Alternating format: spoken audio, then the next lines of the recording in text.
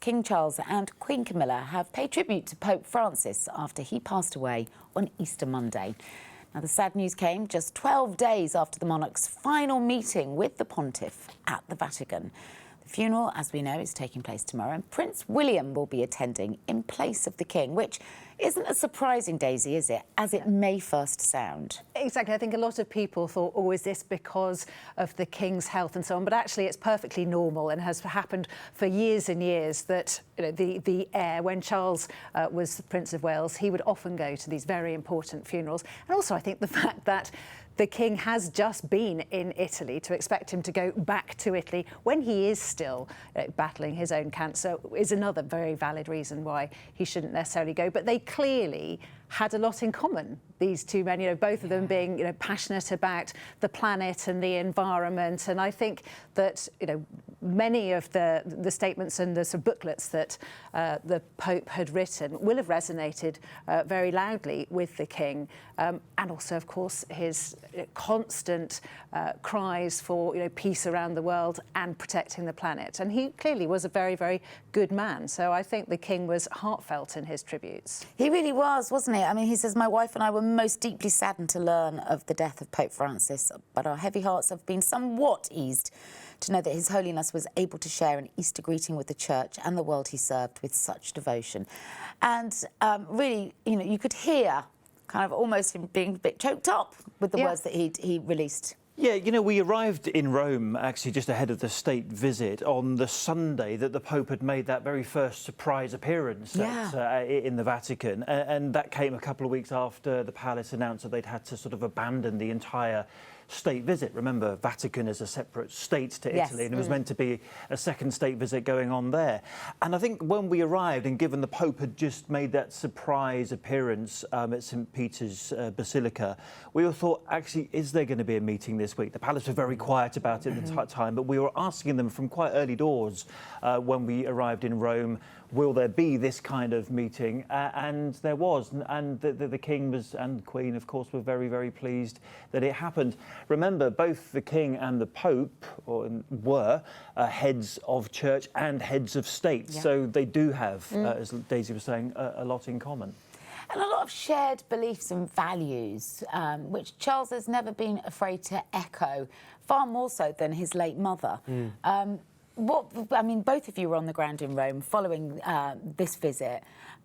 What were your takeaways from such an important trip, especially with hindsight, Russ? Yeah, very much so. I mean, you look at the picture there, they look at, and the palace was saying they were delighted to have been able to meet the Pope, and one of the senior aides I was speaking to just said they were incredibly humbled. And I think when you pick up Daisy's point about these men were from very, very different worlds, but had a profound connections, talking about work with the poor, the disaffected, young people especially. The Pope had always sort of trumpeted the future of the next generation and what this generation could do, not only to protect the planet but to protect their futures as well. So I think it was quite obviously timely that they got to meet the Pope, and it would have really resonated with the King and Queen. And I think a lot of people commented at the time that wasn't it extraordinary that he'd done his last act of devotion and service, had come out onto the balcony and then had died just a mere few hours later. Very, very reminiscent of the Queen, pushing herself right to the end to do her final duty, meeting the Prime Minister, and then feeling like she could now go. It's obviously how a lot of people interpret it.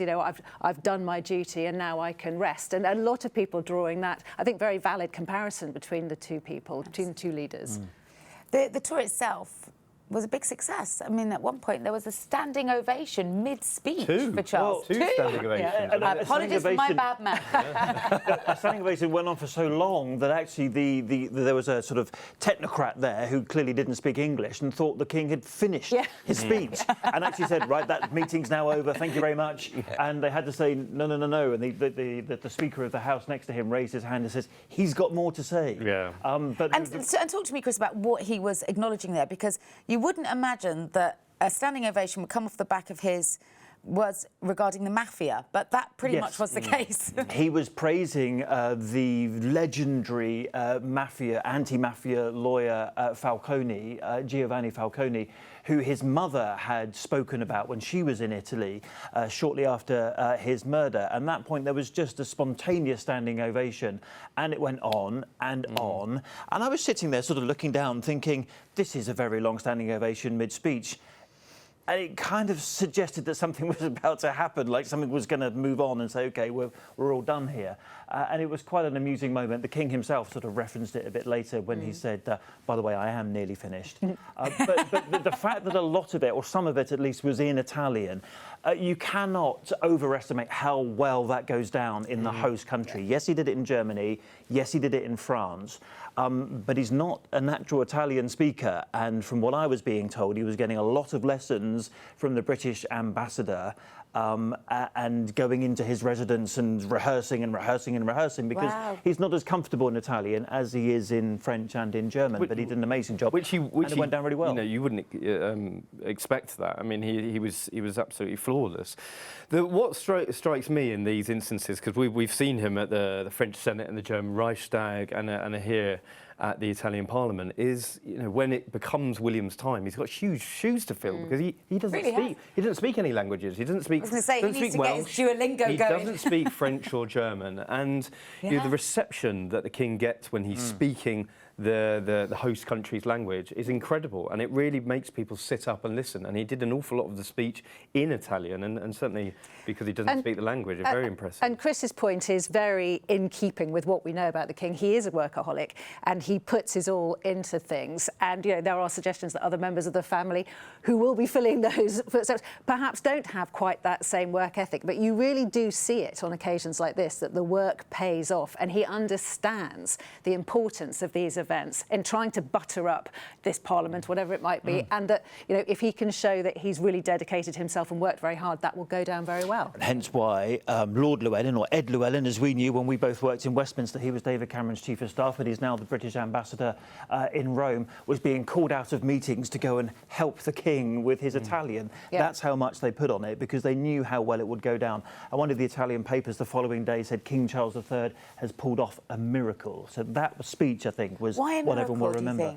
Just because of the way in which he addressed the Italian Parliament. Remember, state visits aren't about how we see them at home. They're really about how the host country sees them. It's about those relations that you are bringing together.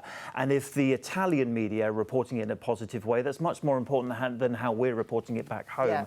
And it went down so well. I mean, it's not a quick win because it takes a long time to master a language, but automatically it wins the respect of the room, doesn't it, when you speak in the mother tongue? Because you look humble. That's the absolute nub of it, and you look which like for a king is quite the act. It's quite the act. And I have Italian family, and I've always been fascinated by how fascinated they are by the royal family. We don't necessarily think of Italians as being really into the royal family. They've got plenty of glamour of their own, but they always have been. They're very interested in history, and they're very interested in the royals. They're obsessed with Diana back in the day. So a lot of Italians really had a problem with Charles for a long time after Diana. So it's another reason why it's been so, you know, sort of interesting and impressive that he's turned that mood around. And there was one point in the speech when it got both a laugh and an applause when he said, "I am sorry if I am ruining the language of Dante so badly that I will never get invited back to Italy." But clearly that wasn't the case. They would have him back tomorrow if they could. Well, I mean, you look at the content of the speech as well. We often talk about royals as being apolitical, trying to stay away from making incendiary comments. But I mean, he was talking about Ukraine. He's talking about the refugee crisis, talking about NATO, and I think, you know, more than he possibly would have expected to do. But I suppose he sees his role is this global statesman role. We don't often hear that sort of trumpeted out for William these days, but certainly King Charles is not shied away from saying these sorts of things.